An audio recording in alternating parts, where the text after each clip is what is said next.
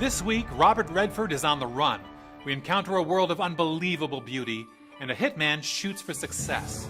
And then for tonight's feature presentation, Cary Grant and Audrey Hepburn fall into danger and love in Charade. Hi, I'm Bill Newcott, and this is AARP's Movies for Grownups Presents.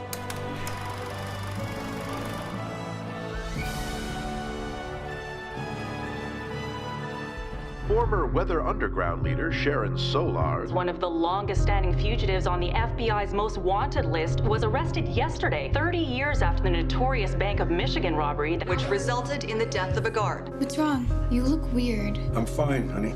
You on your way to New York to turn yourself in? Don't move! Hands in the air! I thought that would bring me peace. Why now after 30 years? Who's your best reporter? Prove it. Can I see the case file, for old time's sake? You think because we hooked up in college, I'm going to give you access to FBI wiretaps? Wiretaps? you talking to Jim Grant?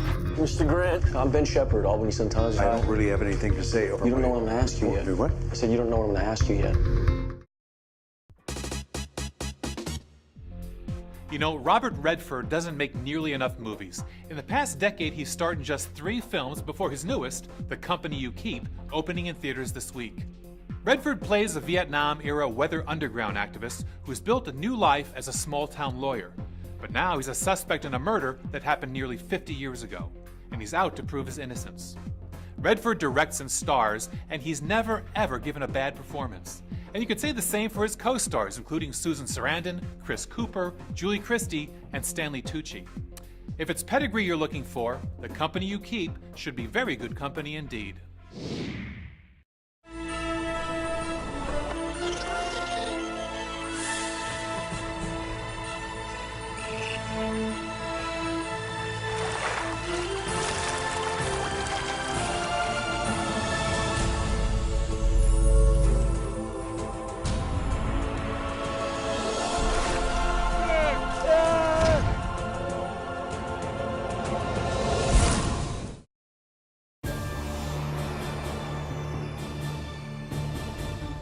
Beautiful, isn't it? Michael Gunton and Martha Holmes have been making nature films for more than 20 years, and One Life may be their best. The film spans the globe, offering close-up images of animals in their most private moments, from the moment they're born to the time they give birth themselves. And you haven't lived until you've seen 10 40-ton humpback whales battle for supremacy. One Life is available on video on demand now. Mark Trapman's game was hit a couple of nights ago. Hey, hey, hey! Give it all up, nobody gets hurt. It's only money. So where do we go from here? We start with Trapman. They are not gonna okay anything major here. What does that mean? They just want you to talk to them. Hey, what's going on? Hey, hey! Talk to them. Shove them around a little. Don't hurt them too badly, because they don't want them hurt. Let's have a beer. And from warm, fuzzy animals, we go to hot-blooded, scuzzy animals, as Brad Pitt stars as a hitman in Killing Them Softly. He's hired by the mob to track down 3 dumb guys who've held up a Goodfellas card game. And before you can say, hit me, well, people are getting hit. Killing Them Softly also stars James Gandolfini, Richard Jenkins, and it's on DVD now.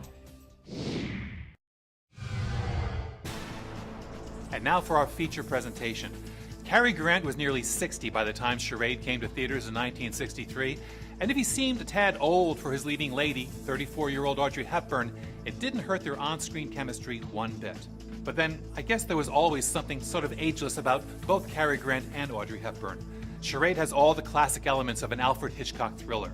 An innocent person thrust into danger, one twist stacked upon another, a dark sense of humor, and, well, Cary Grant. It's got everything, in fact, except Alfred Hitchcock, who had nothing to do with Charade, although there are those who still list it as among their favorite Hitchcock movies. Director Stanley Donen rips page after page from Hitch's playbook and even makes a cameo appearance as a voice of an elevator operator. Filmed in the streets of Paris, illuminated by 2 of Hollywood's greatest stars, here are Cary Grant and Audrey Hepburn in Charade.